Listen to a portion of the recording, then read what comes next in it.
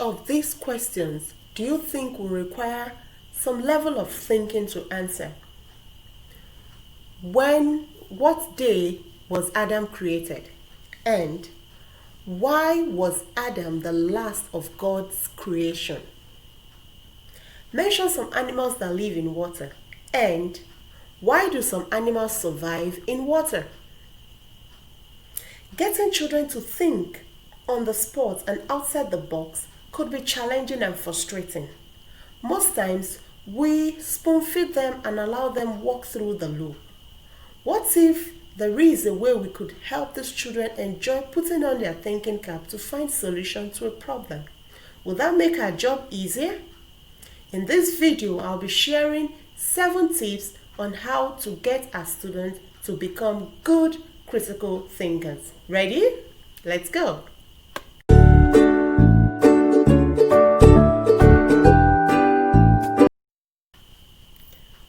Welcome back.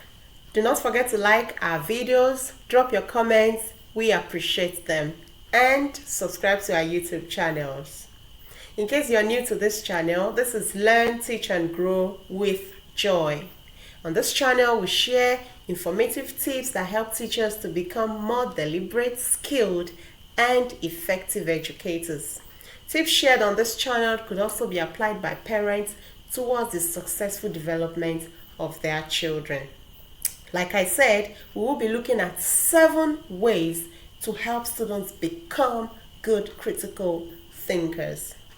Our teaching style in this part of the world is one that is majorly teacher-centered. Thankfully, over the years, there have been discussion about the need for teaching to be child-centered, with the teacher there guiding the child to learn. Our children should be able to process and analyze information in this era of technology and varied information out there in order to take the right decision. Our duty as teachers is raising children that will find themselves in different organizations, environments, company and industry. Their ability to process and analyze information effectively could make or mar their success in future, even now. And that is why we should find ways to help these children become critical thinkers. So, what is critical thinking?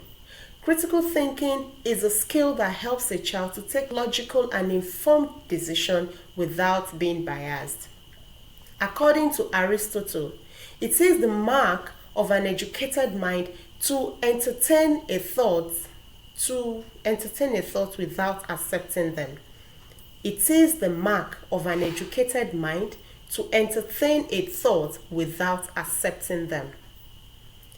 I once told the pupils in my class this: whatever your hands finds doing, do it well.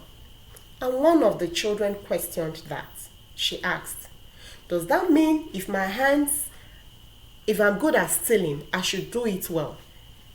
That joggled my mind because I felt I did not communicate that correctly, so I had to change it, telling them whatever good thing your hand finds doing, do it well.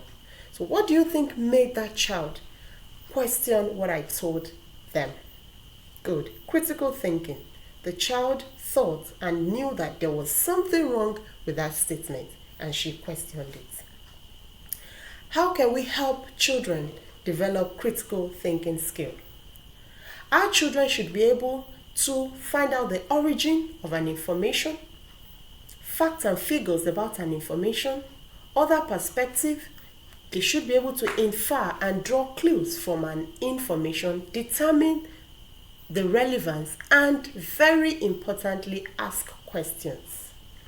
So as teachers, we could help our children develop their critical thinking skill by giving them something to think about. We could give them something to think about at the beginning of a lesson, in between the lesson, or even when we are discussing in class. Something to think about could be picture reading, where the child writes two sentences about what he or she thinks is happening in the picture and give a reason for that answer. Or they could rearrange a story or tell a story, or whatever you think could help juggle the mind of these children that keeps them thinking even while you're teaching. Assign group work. Group work helps children to air their view, listen to other people's opinion, and collaborate to find solution or answer to a question. This way, you're teaching the children the skill of listening and collaboration. Another thing we should do as teachers is to give children time to think or reflect over their thoughts or what they have written down or their results before sharing it with the class.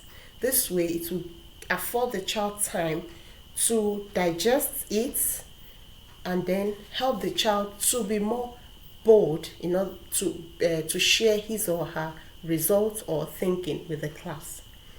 Another thing we could do is to encourage decision making in the classroom. How can we encourage decision making in the classroom? We could encourage this by allowing children to choose who will become the star of the week. Now, star of the week is a way of celebrating an outstanding child every week. Depending on your class, you could draw out criteria for the star of the week. This way, a child that is nominating another child or him or herself will be sure that that person has that person meets the criteria of becoming the star of the week. Could also do this by encouraging the children to choose where to go for their excursion. Now, you could do this, maybe you have two places they can go to, research it, come to the class, lay it bare to the class, let them weigh it, and then choose the right one. This way, they are learning that there is a consequences for whatever decisions they take.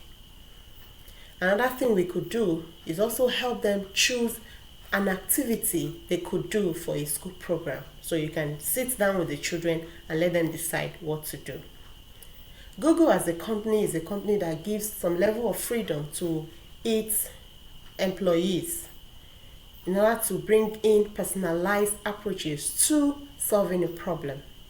This way, an employee comes up with different approaches to solve a problem. We can also do this in the classroom by giving the children freedom to learn. We can say freedom to learn. Children already have freedom to learn by coming to school. No, in that classroom, in that home, we should give children the freedom to learn by answering all their questions. Now, we should be able to answer every one of a child's questions. If you don't know it, be truthful enough to tell the child that you don't know it and promise the child to research. Please research and get back to that child. Or you can tell the child that both of you should research, come back to the class and discuss it. Another thing we could do is to remove fear from our classroom. That is, giving them freedom to learn. We can do that by removing fear from the classroom.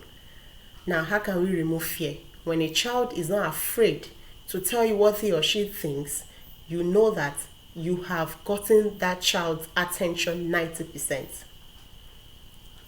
Another thing we could do as teachers is to encourage children to listen and respect other people's opinion or perspective. This way, a child knows that his or her thought or opinion is a valued opinion in the class, irrespective of what it is. So we help children to learn onto this way. A child will be able to think and also express him or herself in the classroom while others listen, irrespective of what they think of that opinion. I once had an activity in the classroom where we read a story about a family that wanted to eat homemade food, but they couldn't because the parents are busy and then the children were still little, they couldn't cook. So the task was advising the family on what to do. Some children were of the opinion that they should get a maid. This way the maid will help in taking care of the children and also cook. Others were of the opinion that they should get a chef that will cook for them. while others were of the opinion that the parents should alternate cooking. They should share the cooking time between themselves, because the children should be able to eat homemade food at home.